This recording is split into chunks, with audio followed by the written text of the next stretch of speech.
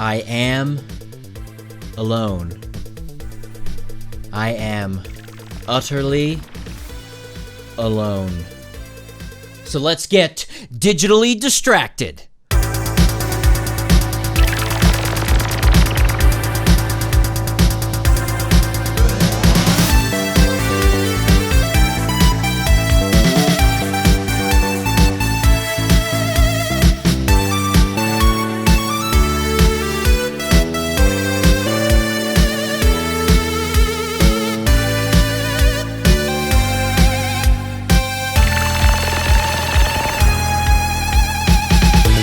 Oh boy. So, I mean, the truth is, you're never truly alone because I've got you.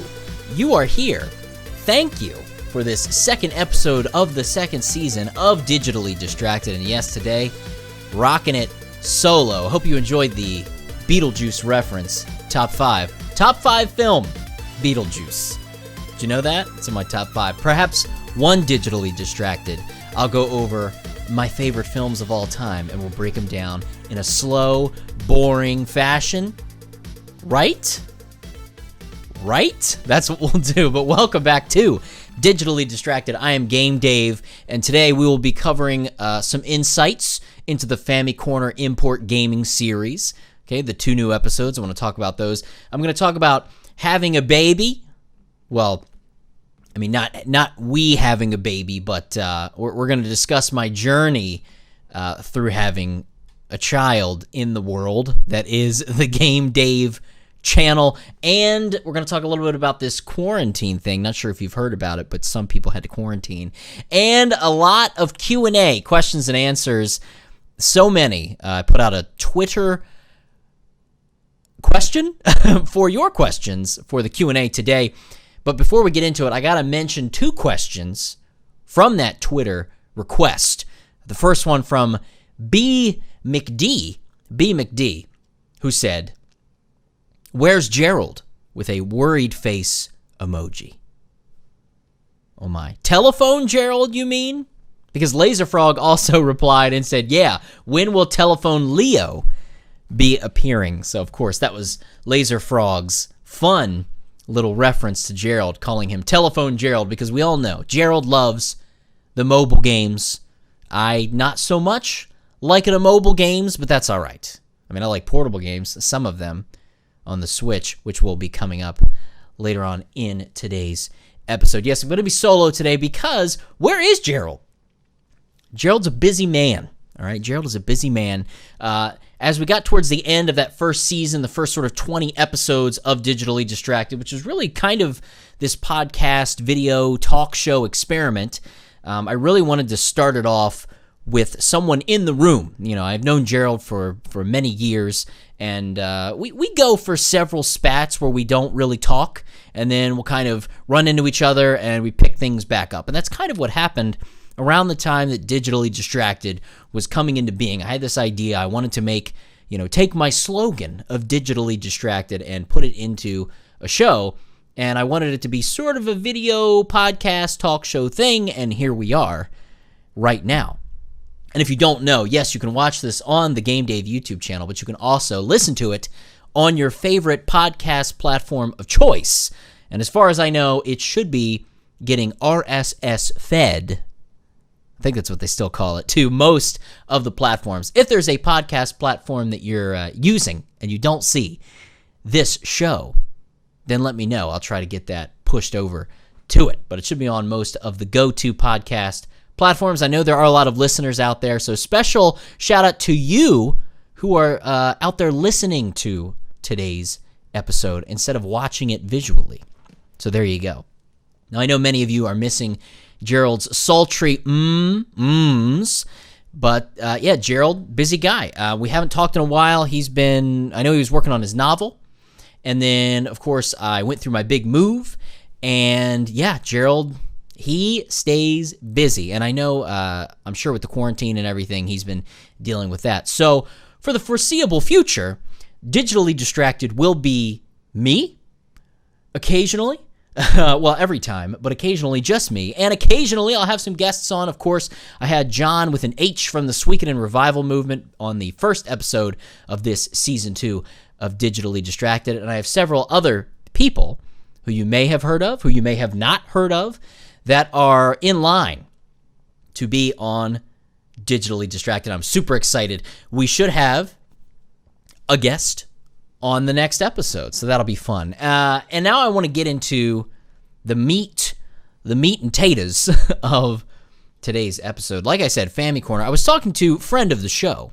NopTop, Dave Nop. You can check him out on YouTube at NopTop, and really any social media. If you put in KNOPTOP, you're going to find NopTop. We've been buddies for a very long time, and we were talking about this first solo episode, and he's like, what I would really like to hear about would be more of a deep dive into behind the scenes of episodes you've posted since your last Digitally Distracted episode. And I was like, that's kind of a neat idea, so we're going to see if that goes well. But I wanted to focus on FamiCorner because that's sort of the staple retro gaming show on the Game Dave channel. And for this, as I've been getting back into the schedule, I've done 2. The returning FamiCorner episode was King Kong 2. So King Kong 2 is interesting in that it's sort of, like I said in the video, it's this Legend of Zelda-esque sort of overhead view.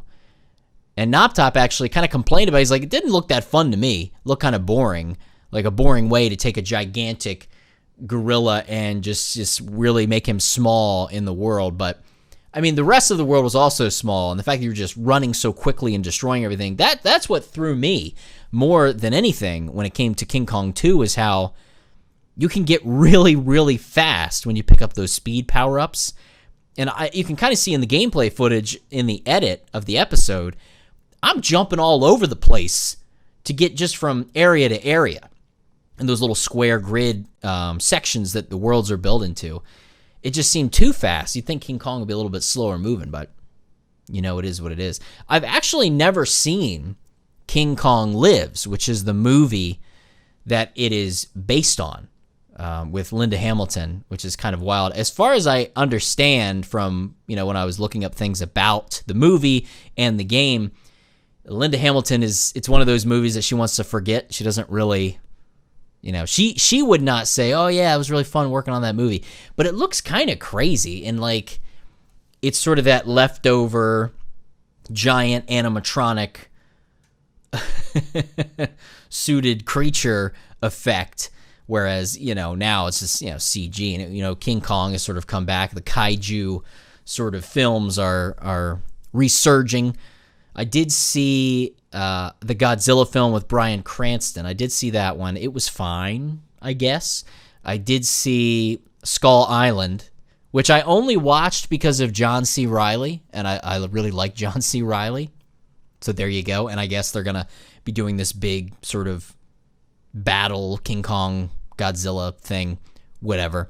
It's fine. My favorite kaiju creature is Gamera. So there you go. If you've seen the Jackie Chan action kung fu video, you'll know I love Gamera. And funny story about that. The first time, now Gamera, if you don't know, is a giant Godzilla-esque creature, but it's a turtle. I mean, it's clearly a turtle with rocket boosters. And Gamera's kind of a good guy, similar to Godzilla, where it's like, it's kind of a rampaging creature, but mostly a good creature, as far as I know. But the first time I ever heard of Gamera or saw Gamera was on an episode of Pee-wee's Playhouse. That's right, Pee-wee's Playhouse. There is an episode, and I'm not certain, but there's a couple episodes where I think Pee-wee has a pen pal in Japan and reads some letters from him.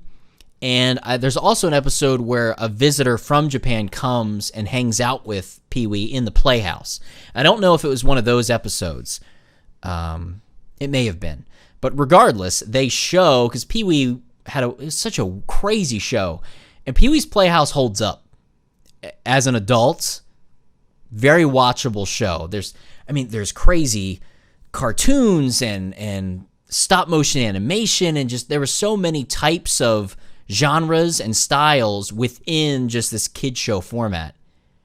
It's insane how well it holds up. But in one of those episodes, it cuts to a very, very small snippet from one of the old Gamera movies. And it's just so out of place. And I know, if I remember, there's a part where Gamera grabs onto like a telephone line or something, and he's like spinning around it like a gymnast and flying off, and it's so ridiculous looking. But since then, Gamera, big fan. I think if and when, as we're talking about FamiCorner, really, if and when Super FamiCorner happens, of course the Super Famicom, the Japanese Super Nintendo, if and when that show happens, I'm pretty sure in my collection I have a Gamera game for the Super Famicom, and I would love to talk about that just because, I mean, Gamera, come on, it's my favorite. I almost purchased I'm not sure which company makes it, it's not NECA, or maybe it is NECA that makes it, the company that makes those crazy Turtles figures and all the other wildly realistic figures. Maybe it is, but there's a Monsters series, and they released a Gamera. I was like, man, should I buy that? I'm not that big of a kaiju monster fan. I don't own any of the movies or anything like that, but just something about Gamera. Just I like turtles. What can I say? I'm that kid that likes turtles. So King Kong 2 was a fun video to put together. King Kong 2 is a Famicom game that I picked up from a convention. I believe I bought it at the Mad Gear Import Gaming store. Carlson. Got to know Carlson over the years because he's almost always at any convention that I would be at. Pour a little bit out for conventions because they are getting canceled left and right. Who knows what's going to happen in the future with conventions. We'll save that for quarantine discussion. But I got to know him, and King Kong 2 is one of the many games I picked up from Mad Gear. He specializes in import games when he sets up at conventions. I have had luck with certain eBay sellers trying to find import games, but King Kong 2 is one I did pick up from him. And actually, what's really interestingly annoying about it is I picked up King Kong 2 from him because it was a complete box copy with the manual. I like to, if I can, if it's affordable, when I do an episode of FamiCorner, I like to make sure I have a complete copy of it. There's been a few where I haven't.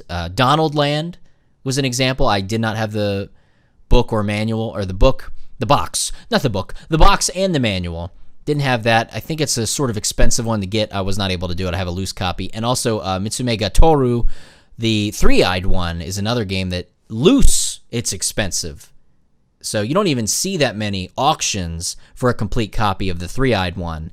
So that was one that I had to go loose with, because I usually reference the manual. I think it's fun to show pictures and footage of the manual from these games. They have their own unique look to themselves compared to like NES manuals, which were kind of all over the place. Almost every Famicom manual has the same color scheme and layout. It's kind of interesting. Haven't really touched on that much in the show. But I picked up King Kong 2 at a convention. I was like, oh yeah, King Kong 2. I thought, in my head, I could have sworn that I had a loose copy of King Kong 2 already.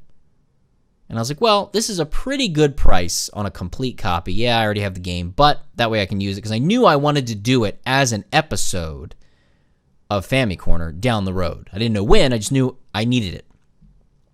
And I got home from the convention, sorting everything out, getting ready to put things on the shelves, and I already had a complete copy of King Kong 2. That's how it goes. Sometimes that happens, and that was before I really started cataloging all of my games, and that's something that I really need to get better at. I've completed inputting all of my NES and Super Nintendo games and accessories and hardware and all that. Those are now completely cataloged in a database on my phone to help me avoid purchasing duplicates. It may seem like, well, how do you not know what game you have? Get your game, Dave. You don't even remember what games you have. It's tough. Yeah, it's tricky. It's that weird thing of, no, you're never going to be able to play all your games if you do what I've done, which is silly. It's that weird thing of, where does it end? I actually haven't purchased any retro stuff in a long time. I've sort of slowed down because I feel like I have the majority of the games that I really want to have. And many, many years ago, maybe when I first started going to conventions, I did start picking up games just because they were good deals. They weren't necessarily games I was wanting, but I was like, man, it's a good deal. If I get a couple more games, I can do a bundle with the seller, make a deal. This makes this game cheaper because I'm buying this game. That's happened. I sort of filled up my collection a lot faster from conventions than I probably would have if I was just here because there's not really any video game stores around here. But I really have slowed down aside from just some modern games.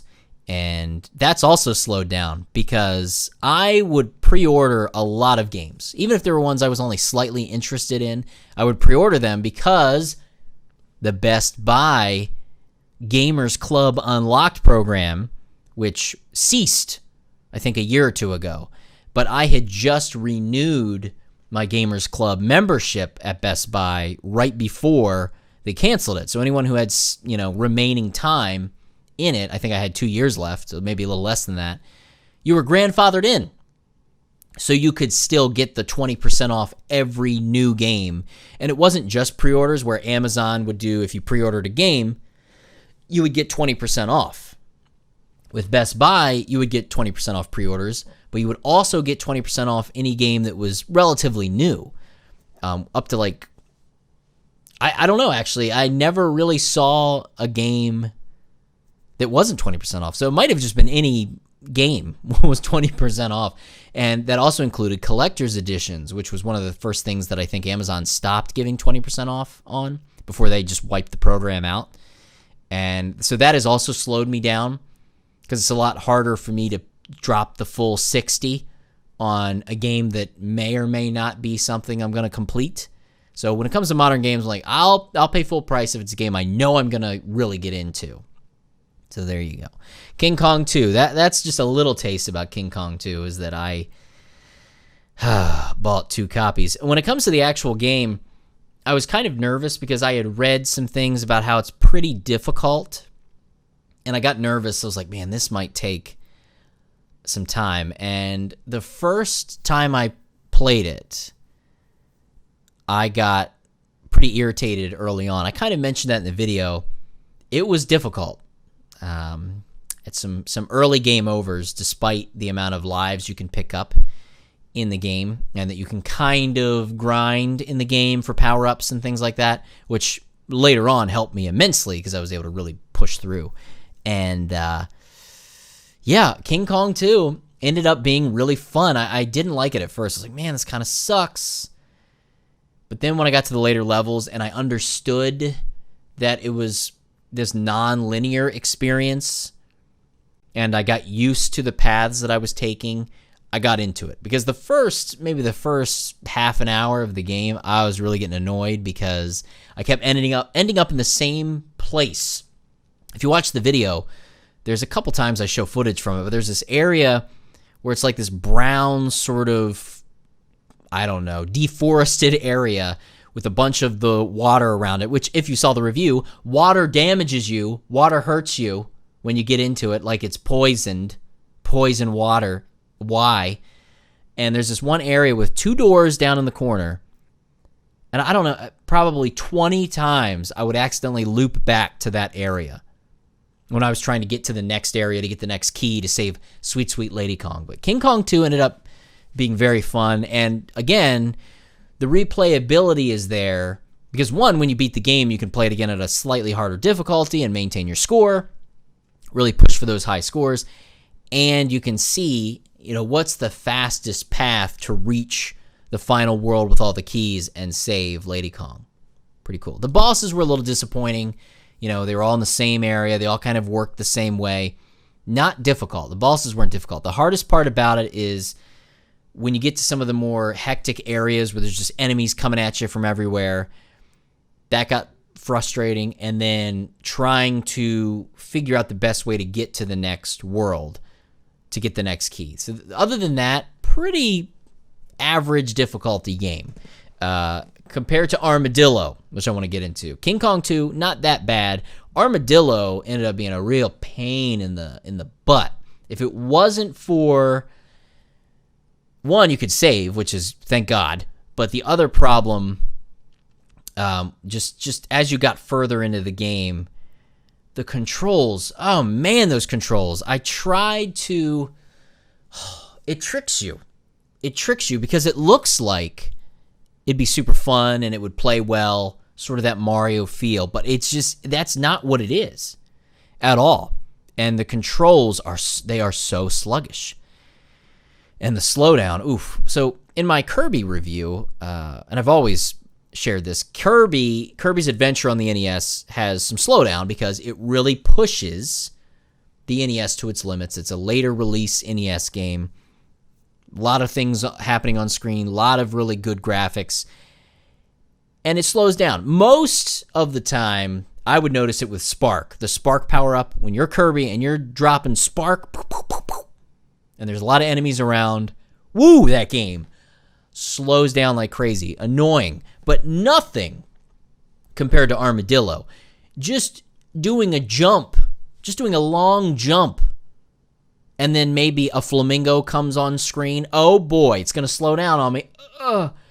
Once you have 2 or 3 enemies on screen, the whole game just drags. It drags. It took me a long time to get through Armadillo just because it just dragged. I don't even know how many hours of gameplay footage I ended up with. King Kong 2, I had about an hour and a half of footage recorded. Armadillo, I don't even know. That video took a long time to edit because I don't, again, you're getting that deep dive information behind the scenes. I don't do what you should. So when I record a Game Dave episode or a FamiCorner episode specifically, I try to record the entire game, and I mostly just play it and get through it. And I try to, which I never succeed. I know as I squish my face in disappointment, I never succeed in remembering the things that I wanted to talk about while I'm playing it, and be like, oh, we should just take notes. Just write down notes. And that's what I need to do, is I need to take notes, which I sometimes I'll have a notepad open and I will list some things that I want to reference as I go through the game, but I don't time code it, and that sucks. And that's what I need to do for sure. And that's something that I know, at least in the early days, I know James Rolfe from the Angry Video Game Nerd, he was very diligent, at least back in the day, of time coding moments that he knew he was going to use in an episode as he would sort of play and script in a way. That's something I need to get better at, because I will run into this problem, and I've run into it in probably every single FamiCorner episode I've ever made. So 23 episodes so far. I always have this problem where I'll be editing, and I have my script, and I did my lines, recorded everything, and in the script, I'll list things off. And it's hard for me to not show everything I say. So if I'm going through a list of power-ups, I'm like, oh yeah, you pick up this power-up, you get this invincibility power, you pick up this power-up, you get an extra life, you pick this one up, you get faster. And there's always one that I struggle to find. Like, I don't remember I know what it was. In Armadillo, there's that power-up that inverts your vulnerability. So when you're balled up and rolled up, almost, as far as I recall, yeah, nothing can damage you. So you're almost invincible when you're balled up, rolled up like a little balled up armadillo. But if you pick up this weird potion, reverse potion, or whatever it's actually referred to as, magic drink, I think is what it's called in the manual. I'm trying to remember the translation. But if you take that drink for a limited amount of time, you'll change color, which signifies that your vulnerability has been reversed. So that means if you're balled up, anything can kill you. And if you're in normal armadillo bipedal mode, you're invincible, basically. You'll kill things by touching them, like picking up an invincibility power. So very weird power-up. especially because there's already an invincibility power-up in the game.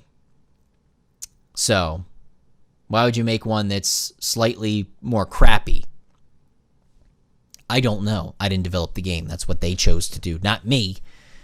So, sorry. Yeah. Moving on. Like with what I was saying about Armadillo and the issue with my captured footage, that magic drink clip, I think I only picked up that power-up once or maybe twice in the several hours I played the game to beat it. So then it came time to find it. When I say, oh, you can find the magic drink, which swaps your invulnerability. I probably spent 20, 30 minutes just trying to track down and clip that little piece of footage for the episode. It sucks. But you know what? You've only got one person to blame, Game Dave, and that would be Game Dave. It's my own fault. Sorry.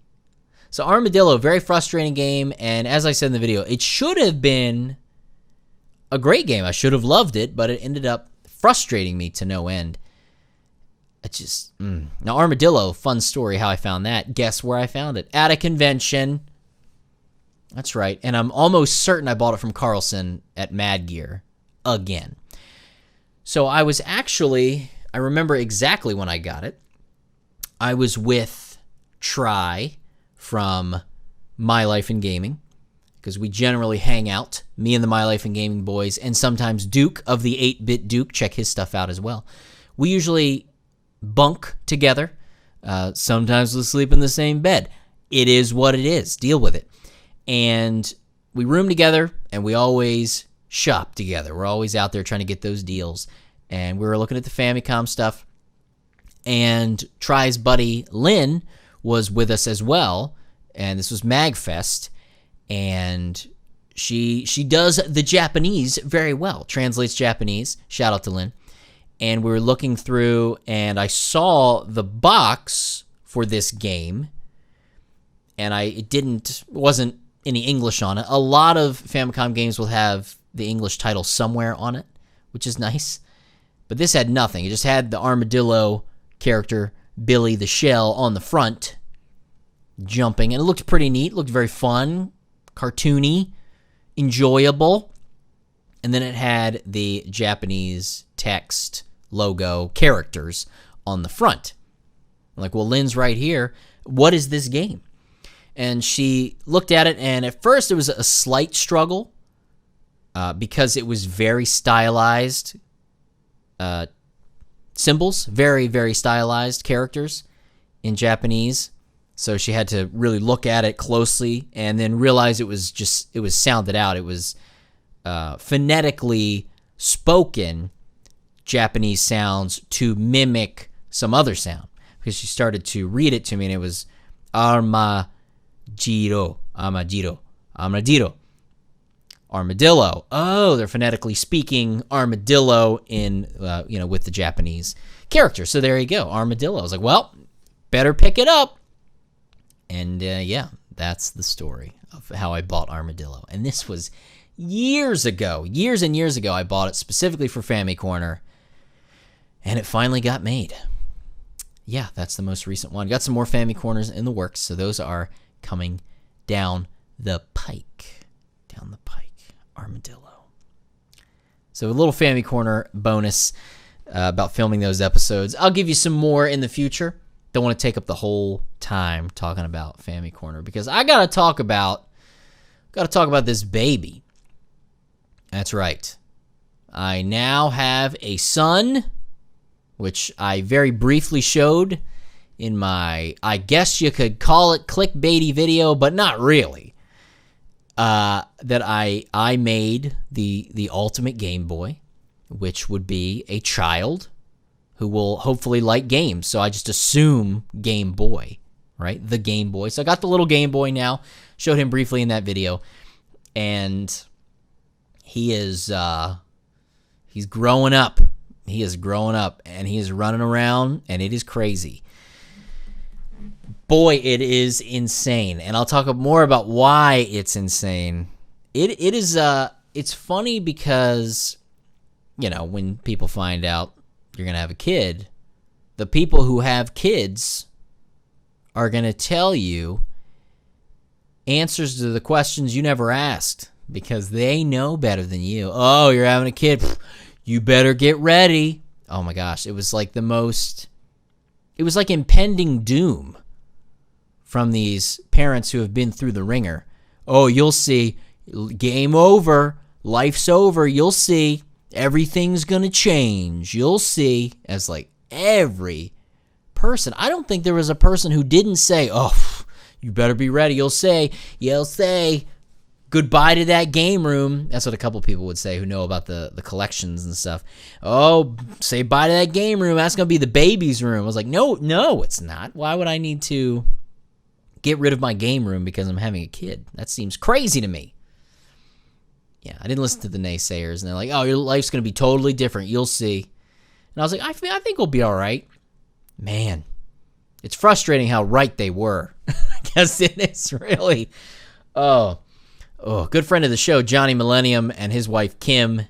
John and Kim just had their little girl, which they announced. He had told me that they were pregnant. They had been trying.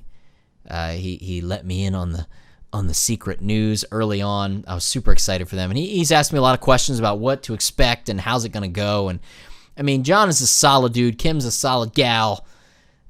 I have no worries that they're going to love that kid, and she's going to have an awesome life. So congrats. Congrats to you guys. I haven't been able to talk to them since they had the baby. But so glad everything's going well. And, I was trying to not be all the people I knew when he told me about it and be like, oh, you'll see. Oof, you better get ready. I mean, I told him it's a challenge, but it's like one of the most rewarding challenges. But it's also one of the most selfish things ever because, like, oh, I've made a little me. It's like, oh, it's so much work. It's like, yeah, but you're raising this little you. It's awesome. It's amazing. You have kids for you, not for them.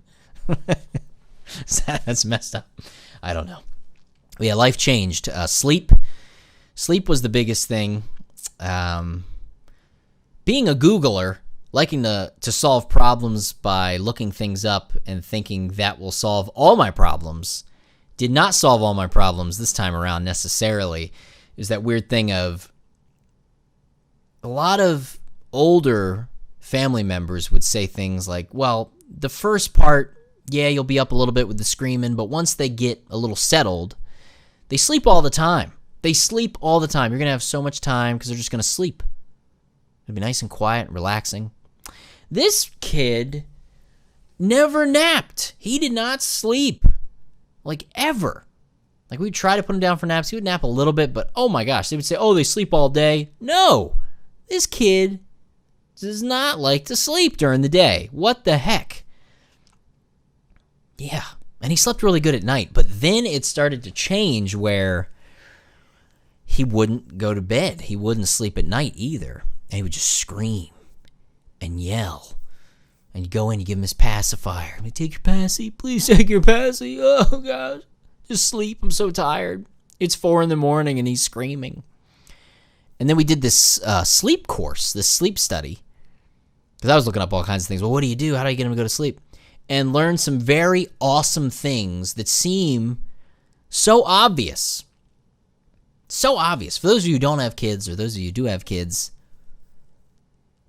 I don't know if you went through the same struggles as me, but good Lord. But this sleep study, insane. It makes so much sense because you think, oh my gosh, she's crying.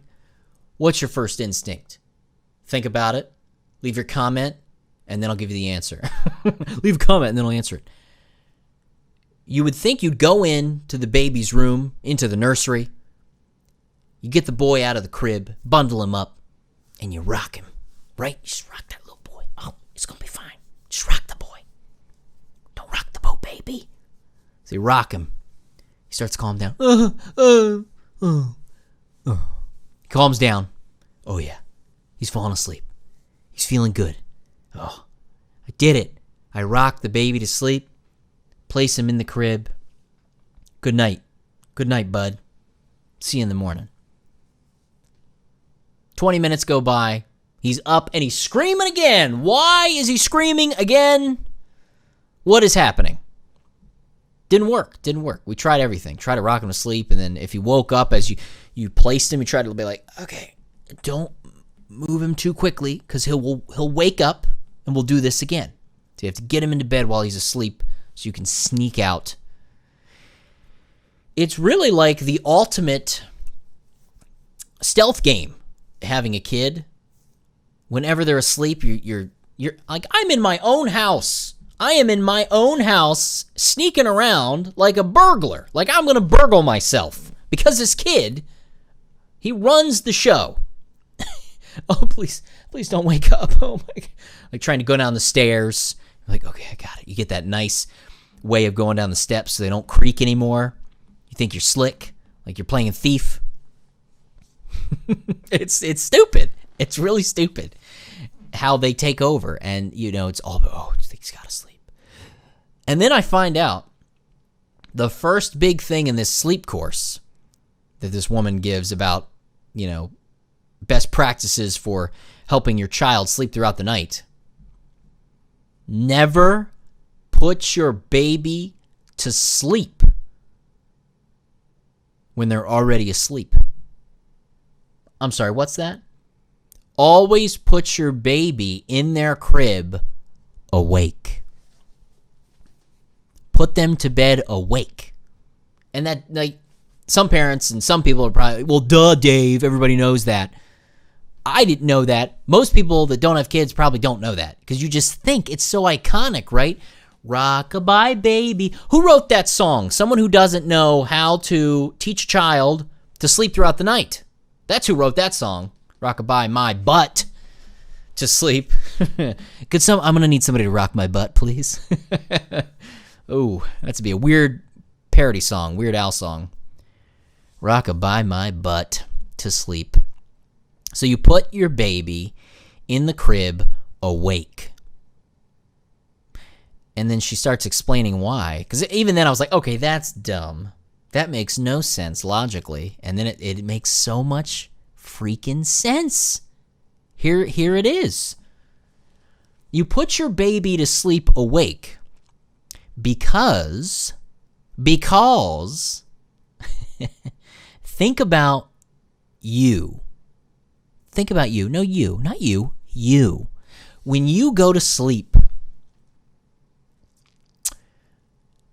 you get in your bed, you lay your head on that sweet, sweet pillow. Don't fall asleep during this episode, okay? I need the watch time. Don't let me put you to sleep. Game Dave's ASMR Put You to Sleep podcast talk show, digitally distracted to sleep. You lay in your bed, you put your head on the pillow, and eventually, most of us that don't have insomnia or other issues, you fall asleep in your bed under the covers. And most people, you might wake up once or twice in the middle of the night, right? It happens to me. Sometimes my bladder says, whoa, why'd you drink half a bottle of water before you went to bed, Dave? Get up, stumble around because you have terrible night vision, stub your toe on the bathroom door, and pee in the toilet, hopefully, fingers crossed. Flush it, still pee a little bit, try to race the flush cycle to its end. Things guys do. And you wake up in your bed that you laid down in. You went to sleep in your bed. You put yourself under the covers. You woke up. Guess what? You're in the same place you fell asleep. Do you wake up freaking out, screaming and crying? No. You might say, well, Dave, you're an adult. Why would you wake up screaming and crying? It depends on the dream or nightmare I had. No. Now let's apply that to a little baby, mine of which is actually sleeping right now. He's right here. If you're listening to the audio version, you can't see this. He's asleep. I'm watching him, and that boy is out like a trout that has been fished up out of water in a bass fishing game. If you put your baby to sleep awake, he puts himself to sleep in a way, and if he wakes up, he's where he put himself to sleep. If you rock your, I'm giving away very important information. I'm going to get sued by this woman because of her secrets. If you say you sit in the rocking chair and you rock your baby to sleep, and then you slowly sneak them into the crib and sneak out, inevitably your kid's going to wake up in the middle of the night. Everybody rolls over in the middle of the night. Very few people sleep for 8 hours and don't move because your arm would be so asleep. So you put them to sleep, and then they wake up at 2 in the morning, and they're looking around, and they start to freak out. I was in Daddy's arms, and when I fell asleep, and in the rocking chair, and then I wake up, I'm in this cage. Where's Daddy? Dada! Ah! They freak out. They're screaming and crying. And then you go in like a dummy, and you pick them up, and you rock them to sleep, and you put them back in. And the cycle happens. They wake up 20 minutes later. What? This is not where I was. Where is Dada Mama? Now apply that to you. Let's say you, I don't know, get in your bed, pull the covers up, start to fall asleep. I'm falling asleep. And then you wake up 3 or 4 hours later, and you're outside in a sleeping bag at a campsite you've never been to. You'd probably start screaming and freak out because that's not where I went to sleep. I didn't fall asleep there. How did I get here? Same thing for a kid. So there it is. That was the biggest thing. Putting our kid to sleep awake, putting them in the crib awake, let them put themselves to sleep. So when they wake up, they know that that's where they fell asleep. Everything is fine. Nothing to freak out about. And as soon as we started doing that, you would see him wake up on the monitor. He'd kind of like, and he would look. And everything would be fine. And he'd go back to sleep. He'd be like, oh, okay. I'm still in the same place that I was placed in when I first went to bed. Great. Shh. Asleep. And within 3 days of that routine, there were some other things, obviously, that went with it, but that was the biggest thing that we had to break. Perfect. He almost never wakes up in the middle of the night. Ever. He's over a year old now. It's crazy. He sleeps through the night, and he is conked out right now. Very rarely will he wake up in the middle of the night and have an issue. It's awesome. So there's my Game Dave baby tip of the month. Now, I have a couple questions that are relevant to having a kid now. First one here from Retro Cabeza. Like that. It may be too soon, but have you thought about how to introduce your kid to video games? I'm sure you have. Chronologically, maybe? Great question. And yes, this is something I thought about before I pooped him out, when I gave birth to him. Junior style, Arnold style. Because it wouldn't be ideal if he hated video games. It'd be kind of a waste to have this crazy game room and a kid that didn't care about video games. But I'm not going to necessarily force him to love video games or like them even in the way I do, because everybody's different. It is what it is. If he doesn't pick them up, it's fine. That is his path. But I doubt it. I mean, what kid doesn't at least have a passing interest in gaming to some degree? I feel like everybody's got to have a little taste of it. Even if it's simple stuff. Even if you just like Tetris. Even if you only play even if you only play video games. Even if you only play Mario Kart. Everybody likes games, right? Even the simple games. Even if you're not necessarily, you wouldn't call yourself a gamer, but I'm sure there's a game out there you enjoy. And it's that weird thing of, because he may have more access to games, I do worry that maybe the specialness of it, or what would be the word? I'm trying to think of that word. The appeal of the mystery of it, the mystique of it might be gone because it's just there. It's normal. It won't be this unique thing to get a new video game because there's such a level of access to them here, aside from new things that come out if he's following gaming. So I don't know. I don't know what that's going to look like, Retro Cabeza. But when it comes to introducing them, if all goes well, I would think it's a toss-up right now, but if I had that ability to choose his path into what he played, I would probably start him similar to myself. Either the NES, simple, 2 buttons, D-pad, or the original Game Boy. I don't know. Or possibly Game Boy Pocket, small hands. Game Boy Pocket might be the way to go. I have 2 Game Boy Pockets. He could take one and do what he will with it. There is that fear of the screen getting damaged, but, it is what it is. If he enjoys it, it's fine. If he enjoys it, it's fine. So, yeah, NES or Game Boy is probably how I would try to start it out. And, yeah, chronologically seems like what I would do starting around that era. I've said it many times. My first gaming console was the Vectrex, and then very quickly moved away from that with the NES and the Game Boy, both of which, actually all 3 of which were hand-me-down consoles. We did not buy those hand-me-downs. Now, the games, my mom and dad, would get us certain games occasionally, but maybe. I would say at most, I would get a new game maybe 3 times a year. I would get 1 game. Maybe. If it was a gift or purchased by a parent. I didn't get games regularly. And when I say new games, I also didn't get brand new games very often. Instead, we would go to the local flea market, which is still open. Well, as in it still exists. I don't know if it's open right now with everything going on, but it's still there. It hasn't changed its name, despite burning down. Part of it burnt down, but it's still going because there's a big barn indoor flea market area, and then there's the outdoor flea market area. It is not a great flea market by any means. It's okay. Used to be a lot better. When I was a kid, it was awesome because it was always packed. There was crazy amounts of sellers and dealers there. And the way that I got most of my NES collection, which I may have talked about this before, but the way I got most of my collection was at the flea market. I would get used NES cartridges with my grandmother.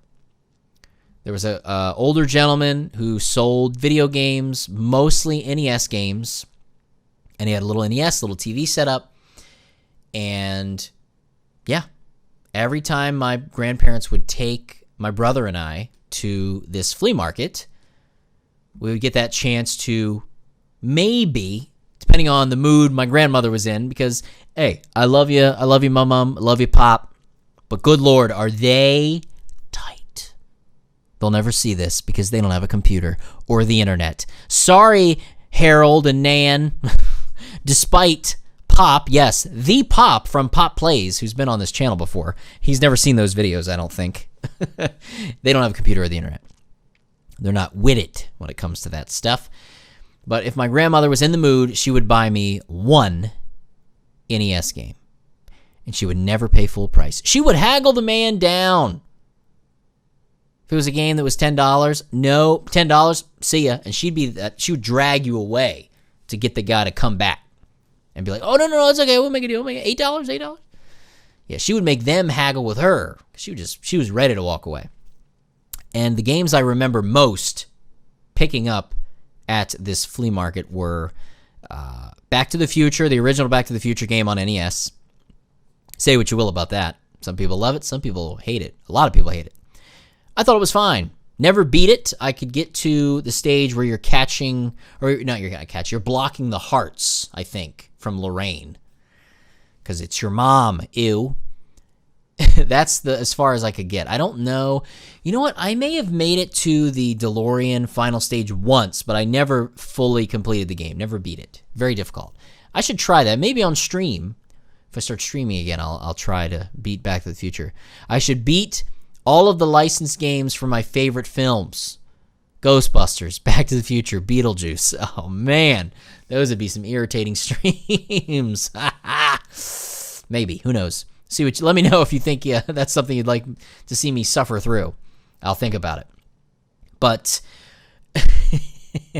That's where I got a lot of my early games. And for him, back to the Game Boy, it's going to be difficult because he has a different type of access to at least the older games. But it's a thing of I really do want to limit his exposure, because it kind of reminds me of emulation and ROMs, where I was in high school when emulation sort of became known. It was not widespread at all. I found out about it. I went to a technical high school, and at this technical high school, everybody had a shop. That's why it's a tech school. So you had your normal high school classes, and then everybody was part of a shop. I was in radio TV, even though ultimately there was no radio. By the time I joined it, they had gotten rid of the radio aspect of it, and it was just focused on video production. And they were starting to get into nonlinear editing with Premiere. Premiere was like still new. I'm older. I'm a bit old. Premiere was a new thing in high school, and I got a little bit of exposure to that before I finished high school. But my diploma still says, it's right here, radio, TV, production, and broadcasting, which is hilarious because there was no radio training in our shop. But before you would select a shop, there were 2 times that you would have a chance to be in another shop. In freshman year of your time in high school, you would go through pathways where you would sort of test out and try all of the other shops. And that was sort of your way of picking which shop you'd want to be in. And you would pick your favorite 3, and then you would interview for your top shop. And if you didn't get accepted into that shop program, then you would go down the list to your second choice.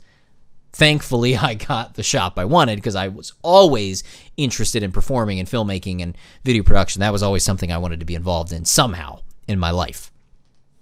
So that was one way you'd experience other shops. And the other way was you could sort of pick a secondary, almost like a minor, a secondary shop or shops to do as sort of an elective bonus that was somewhat relevant to your shop.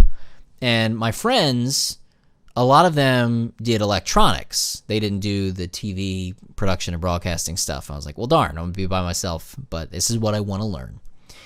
So they were in electronics. I think two of my 3 closest friends were in electronics. 3 of my 4 were in electronics.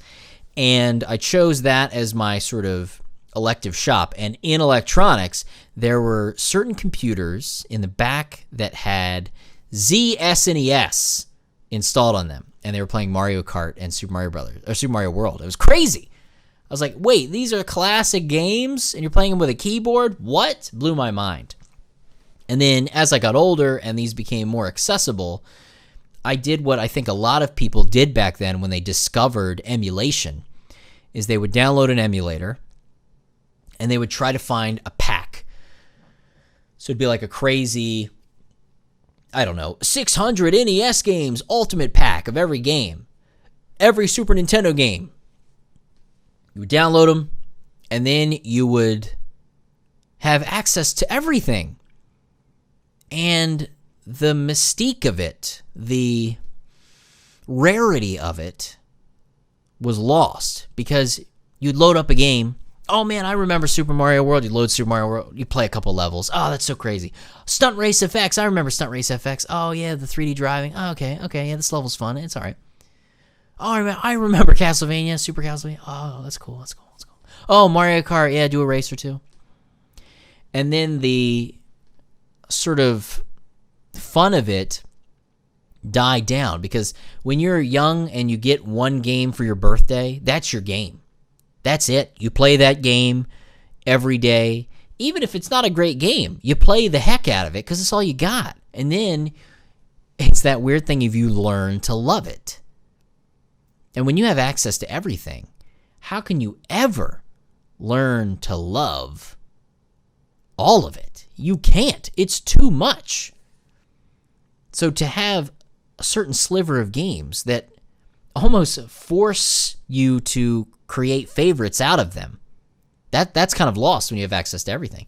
And I think people who got into emulation that way and just downloaded everything, played a couple games here and there. I don't think they continued to emulate games after that. I think it died off. And even with me, it died off a little bit.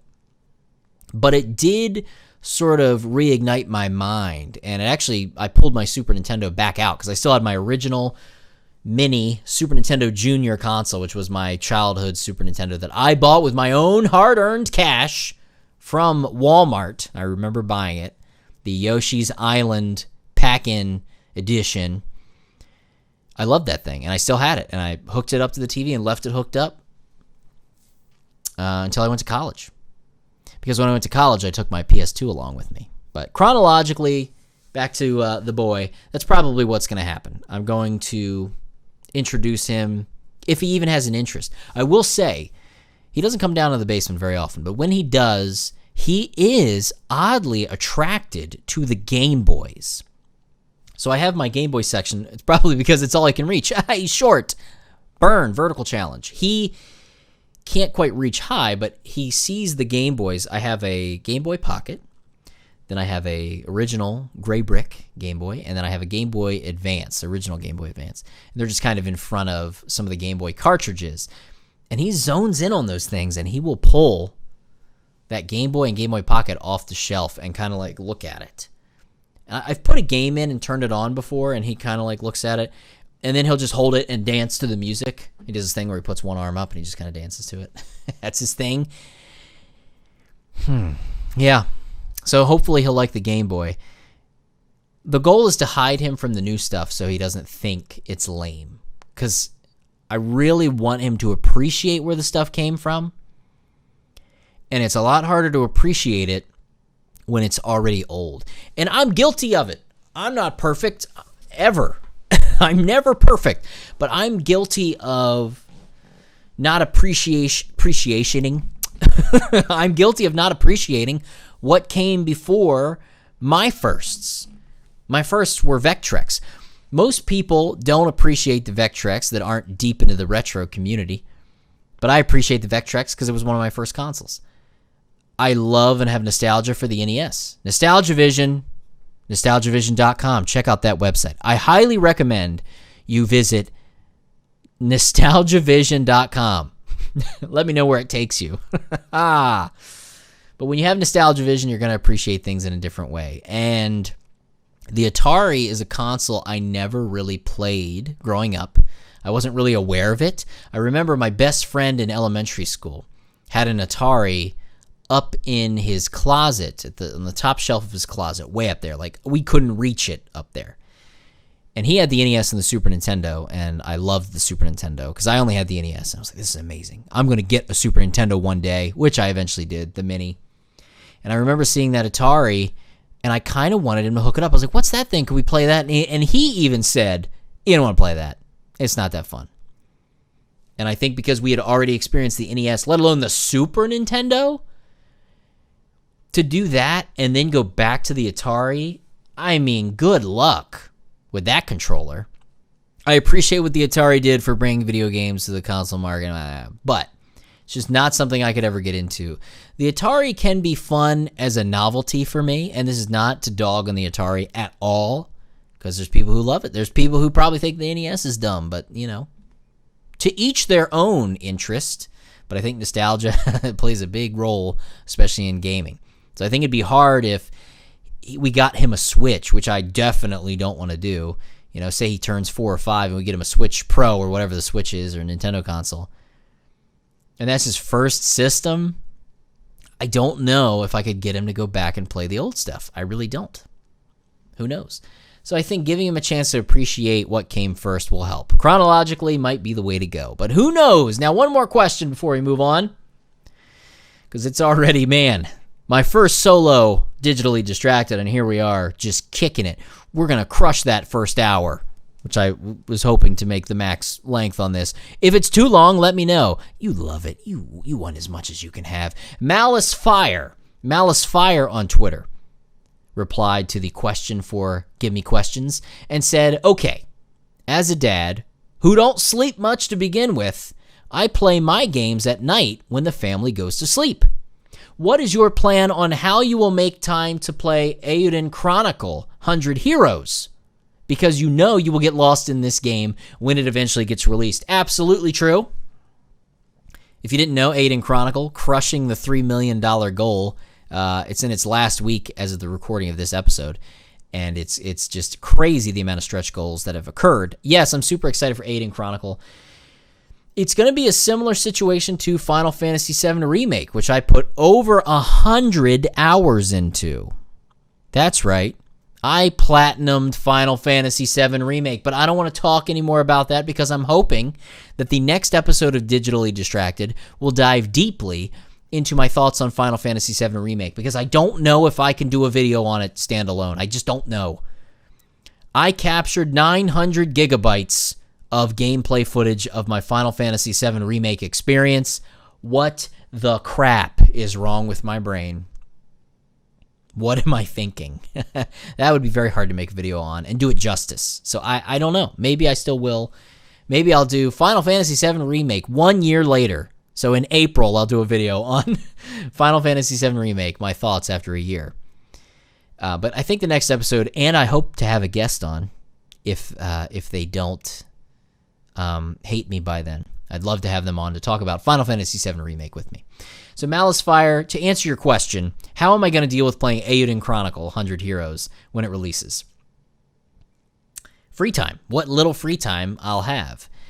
And right now, my free time is devoted to this, the channel, whatever chance I have. Like I said, the sun is asleep. I have not had dinner yet. I am delaying it so that I could record this because it's important. And it's going to be this weird thing of when I go back to work, which will come into play with quarantine. When I go back to work very soon, very, very soon, yes, I have to go back to work. Can't wait. It's going to be that weird balance of, he'll be at the babysitter, hopefully, if everything works well. And it's going to be played, any games really, for fun. That's the thing of, you almost feel guilty when you play video games that aren't for an episode or for a video, which is sucky. And I'm trying to let myself not feel guilty, because I'm playing a game and it's not for an episode of something for the channel. But with Digitally Distracted, any gameplay can be used because I can talk about it on here. So I'll feel better about that. But with Final Fantasy VII Remake, it was, at night is difficult because I have to get up pretty early being in the teaching world. But I'll be honest, let's not get Game Dave fired, but if I'm working remotely from here when the school year begins and I'm on my lunch break, I'm going to play video games on my lunch break. You better believe it. Why wouldn't I? If I had my video games at work, if I felt comfortable taking my Switch to work, I would play Switch while I eat my lunch. So I'll probably play games on my lunch break. But yeah, late at night, when everyone's asleep, I'll probably try to play the most of it. Final Fantasy VII Remake came out at a very perfect time because it released right when this quarantine stuff was really solid. So I played Final Fantasy VII Remake when my son would nap. So when the Game Boy went down for a nap, I'd play Final Fantasy VII Remake while also trying to plan for videos, and because you just need a break. It's constant because you have to, when you're watching your kid and they're like 1, they're not self-sustaining, they're not independent at all. You can't put them in a padded room, so you have to be with them the whole time, watching them with both eyes. You can't look away. You can't play Switch. You can't play Switch and watch your son because you're trying to keep him from not dying because he doesn't know how to not die yet. It's rough. So that's how Final Fantasy VII Remake got played, but I'm probably going to have a very good routine of either late at night, maybe when I'm eating lunch, or I do what my good friend does from work. He gets up super early. So if I can train myself to get up super early, maybe do my gameplay early before I go to work. Play for an hour. Get up enough to where I could play an hour before the day starts. That might be a fun thing to do. We'll see. So quarantine. Goodness gracious. I'm just going to briefly talk about this because people are tired of hearing about it. Of course, there's a bit of a crisis going on in the world. Still kind of happening. But Victini Blast, I hope I don't mess this up. Damien is your handle, so I'll just say Damien. Relative to quarantine, said, think that Animal Crossing New Horizons was the big thing through quarantine for many players. So it's not really a question, but yes, New Horizons came out at a great time, and I love the Animal Crossing series, and I played a lot of Animal Crossing because I would play it at night in bed. It's one of the few times I use a portable console as a portable console. I would sit in bed and play till like 1 in the morning and wake up groggy as heck, excuse my language. I'd play Animal Crossing for hours. Like, it would be time to legit go to bed, and I'd bring my Switch out. Like, pull the covers over and play under the covers like I'm a child. And I played so many hours of Animal Crossing. If you're friends with me on the friends list on Switch, don't look at my Animal Crossing New Horizons playtime. It is embarrassing. I don't want to talk much more about Animal Crossing, because that's also a future Digitally Distracted episode, hopefully with a guest. We'll see how that goes. Man, so quarantine sucked. It was great, but also bad, but also sucked, but also good in ways. Many adjectives can be used. Quarantine really started very early March. Schools got shut down. I am a teacher. Yes, I'm still a teacher. And schools got shut down, and we didn't know what to do. The first week, we were given no information on what to do.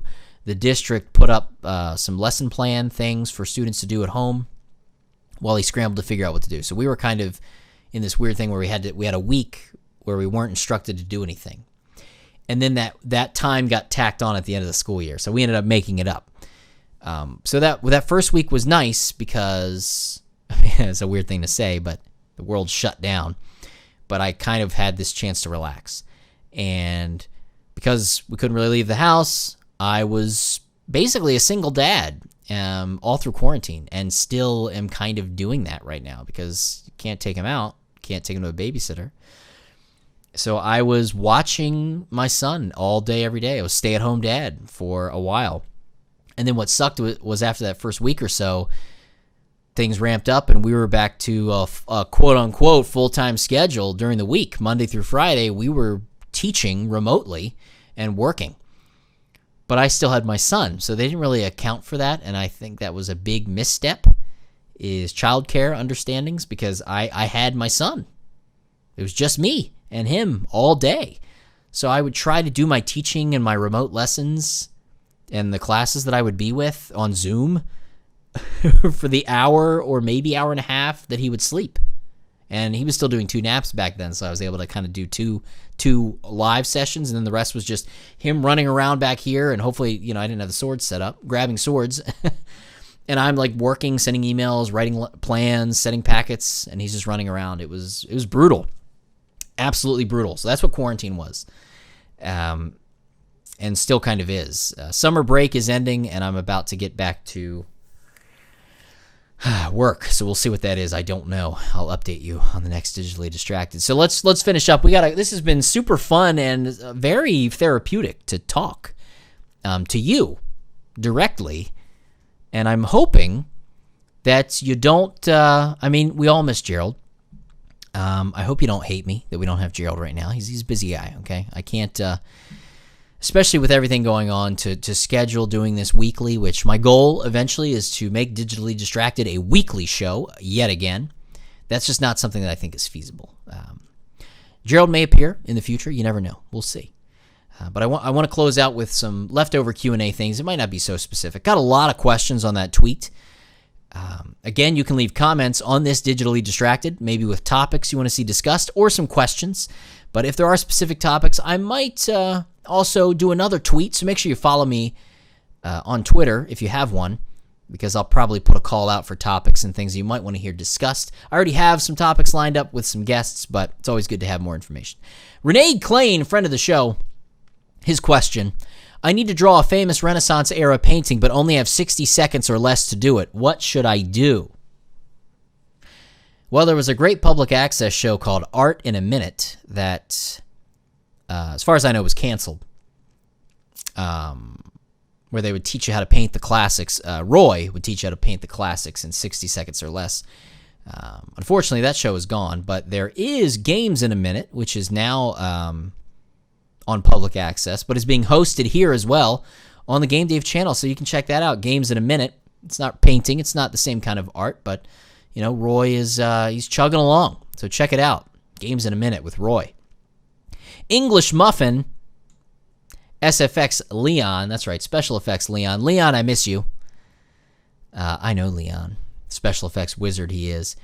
He said, hi, Game Dave. Can you start an OnlyFans? All right, let's move on to the next question. We got RetroHeart84. Said, can we be friends and hang out? I'm not far from Delaware. We're friends right now because you are hopefully listening and watching of Digitally Distracted. Oh my goodness. I'm Retro. Nin Sony fan. I'm guessing you like Nintendo and Sony.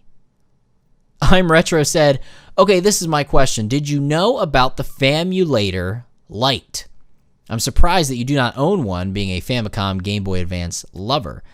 So he included a picture as well.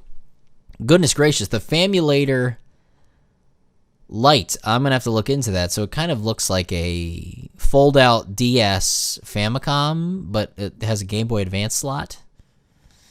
I'm sure it's not officially licensed. I'll look into that. Who knows? Maybe I'll do a FamiCorner episode that's all about bootleg Famicom consoles and accessories and things like that. That might be fun. I have a couple. We've got Ev Gamer NYC. Ev Gamer said, most overrated RPG. Zelda? No, I'm just kidding. Zelda's not an RPG. Oh, get everybody mad. Most overrated RPG. I feel like this should be a whole video in itself, so I might save that. But briefly, most overrated RPG. I'd probably point to a Western RPG. Because I'm not as intrigued by them. I hate to say it, maybe Skyrim. Maybe Skyrim's overrated. It's everywhere. I mean, come on. Relax. Relax with the Skyrim everywhere. It's still around. But if I had to go for one that's close to my heart, the obvious thing would be, oh, it's Final Fantasy VII? No, it's not Final Fantasy VII. I don't want to say this either. So hopefully everyone is tuned out already and isn't listening, because honestly, I don't get Final Fantasy VI. Put your guns down, guys and gals. I don't know. Everybody just is so all about Final Fantasy VI. Good Lord. Final Fantasy VI should be the next remake. No. Get out of here. Final Fantasy VI is a fantastic game, but man, I don't know if anyone ever talks bad about Final Fantasy VI. So wouldn't that mean it's overrated? I don't know. Oh man, I apologize in advance. I'm not saying Final Fantasy VI is not an amazing game. It is an amazing game. Might be a little overrated. Everybody talks about how FF7's overrated, and everybody's like, it's not that great. I don't know. I think everybody loves 6. 6 doesn't get any criticism. Or does it? If it does, let me know. Oh, man. Vit Fam. Hopefully I said that right. If it's Vit, I apologize. Do you find that the current games are a little difficult to play? Expansive worlds and so many movement options are a big struggle for an old school gamer like me. I like it when gameplay / borders are more straightforward and defined. Also, how do I keep kids off my lawn? Old jokes. No. I think a lot of, now, the time involved in at least the kind of games that I like, that are modern RPGs, they take even more time to get through. Because, yeah, RPGs could be big and exhaustive in the PlayStation era, but even then, like, you could crush most everything in 50 hours. I feel like a lot of modern games can take way longer than that to get through, or just to do the base storyline, especially with those open world games. So I don't know if it's difficulty in the sense of challenge. I don't think they're necessarily challenging, but they can be difficult to play in the sense of the time commitment to them, if that makes sense. But I get it. You said I like it when gameplay and borders are more straightforward and defined. I appreciate that too, because I know it's not going to be all day getting through the first level. I can have a one sit-down experience. I don't need to save. I don't need auto-save. I like games like that. That's why I still appreciate the old school games. But I get the difficulty. It can take the learning curve, right? Like old school games, I think have a different type of pick up and play mentality. You didn't get tutorials. You didn't get all that stuff. You just played the game. And I think that's something that might be lost in current games. Maybe. But I wouldn't necessarily say they're more challenging, but they can be more difficult to play in the sense of the time investment, for sure. But I like them both. Again, why everything that we've talked about today, that I've talked about to your face, has hinted at a future episode, because there's a whole digitally distracted episode I want to do with a guest that talks about modern games versus the old school stuff. Like, what do you prefer and why? And what is better? What is more difficult? That's something that's coming down the road. Goodness gracious, I still got 2 more pages. I'm trying to try to get through these Q&A quick. Let's knock them out here before you fall asleep. Scepter Sever. What expensive games, vintage or otherwise, do you regret purchasing only after playing them? Of course, that is a good question. What expensive games, vintage or otherwise, do you regret purchasing only after playing them? You know what? I don't think there's a game that I regret purchasing because of price at all. There's games I don't think I would ever use the word regret. There's games that I was disappointed with that I chose to review. I'll say that, where a game that I was like, man, this is going to be great. So I wouldn't say it's a regret to purchasing it, but I'm disappointed that it wasn't what I expected. But I wouldn't say I regret it, because at least I tried the game, and I got to experience what it was and learn a little bit more about what I can handle and can't handle in a video game. I haven't spent a ton of money on very expensive games. I will. Okay, there's one purchase regret that I have that didn't actually go through, so it worked out. I'll tell you this story and then I'll move on. An expensive game. So Earthbound. Yes, shame me. I do not own a physical copy of Earthbound. I would love to have a physical copy of Earthbound, but it's expensive still. It's not rare, it's just expensive. Frustrating. Loose copy. My limit, it's very hard for me to spend more than $100 on a single game. I've done it maybe once in my life, and that's a story for another day. But I was trying to hunt down an Earthbound copy. A good friend of mine, one of my best friends actually, he had seen a complete boxed copy with the strategy guide and everything. Great condition at a local vintage game store. He doesn't live in this state anymore.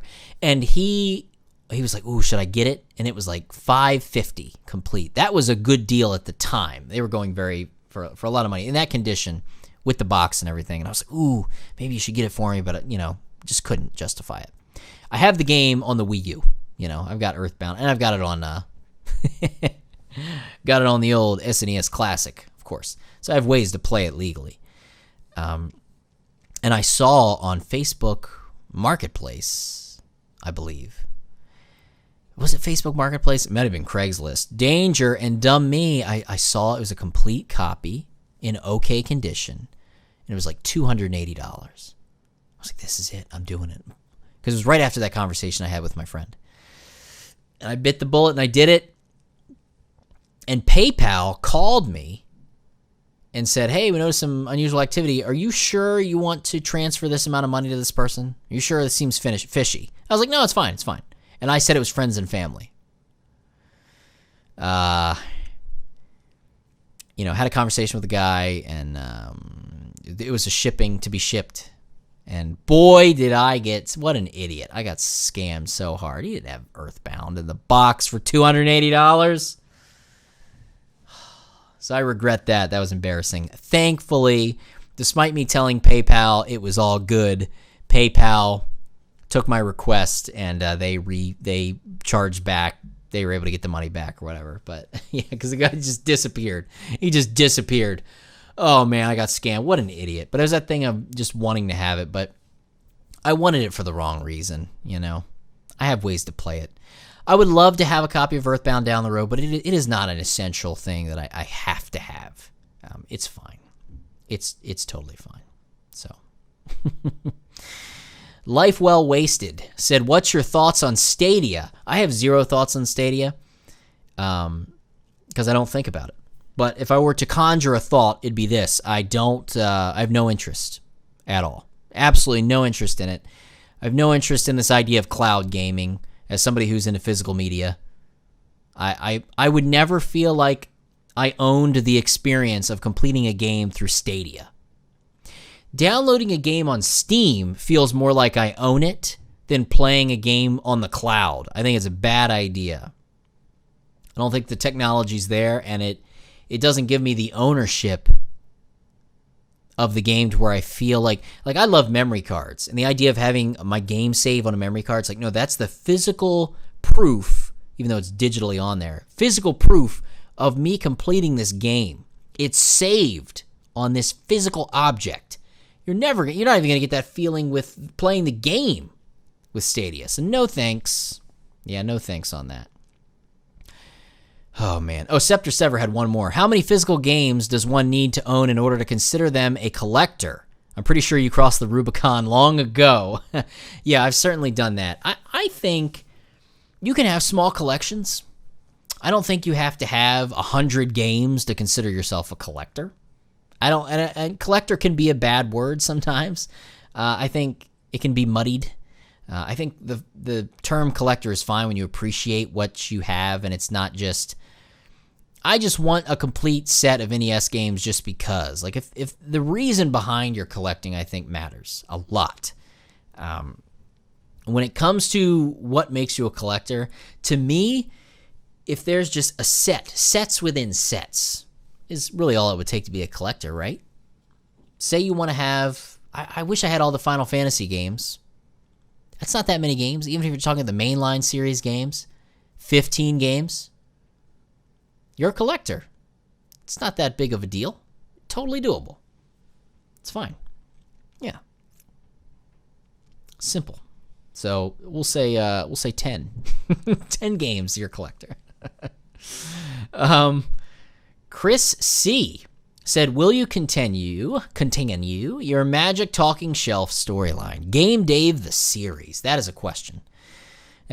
Will you continue your Magic Talking Shelf storyline? So if I continue that story, that series, it will be a different world that it will dive into. The Game Dave the series, those 10 episodes, set up the future story that I want to tell. And it's not about reviews of video games. That was just a way to frame it, and I think it was a fun way to frame it and get people invested. People enjoyed it. It's one of my favorite things I've ever made. Brian, the Epcot King, the Game Center one, he said, are we ever going to get a new overarching story in the episodes again, like the old days? Of course, referencing the Magic Talking Shelf storyline. There are ideas. That story is written. It is outlined. It's ready to go. It's just the resources I would need to do it are immense. I am not a special effects wizard, and I would need a lot of special effects help to pull it off, and it's time. If I was doing the channel full-time and this was my job, absolutely. You can bet your bippy, if I was able to quit my job and do Game Dave full-time, that is one of the first things that I would start working on to make happen. Last question, which goes with it. Legren, my boy. I hope I said it right. Legren, if I said it wrong, I apologize. I've had many conversations with Legren. I got some messages from you, and I know I haven't read them yet. I've been very busy. I haven't had a chance to get in there, but I don't want to give them. I want to give them the time they deserve. Legren, nice FamiCorner shirt, by the way. Nice Game Dave shirt, by the way. What is your dream video to make if you had endless time and equipment? It'd be that series, the continuation of the storyline, because there's almost a movie written that would be this awesome story. And it's not reviews or anything like that. It's like a movie. It's a storyline, fictional show, sci-fi thing that I would love to tell. It'd just be a fun story to tell, and maybe one day that endless time and equipment will happen, and I can make it at least in some form of the way that I imagine it. So here we are at the end. Thank you so much for tuning in. The show's going to keep going. We've got guests lined up. It's going to be a fun time. Hope you've enjoyed this time. And if there's something you'd like to ask or a topic you'd like to request, you can leave a comment on this video. Of course, you can also follow me on Twitter. I'm on Instagram, all those social medias. Find me. Usually it's Game Dave or The Game Dave if somebody stole the name. Hope you enjoyed this, whether you're listening or watching it on video. And until next time, thank you for getting digitally distracted.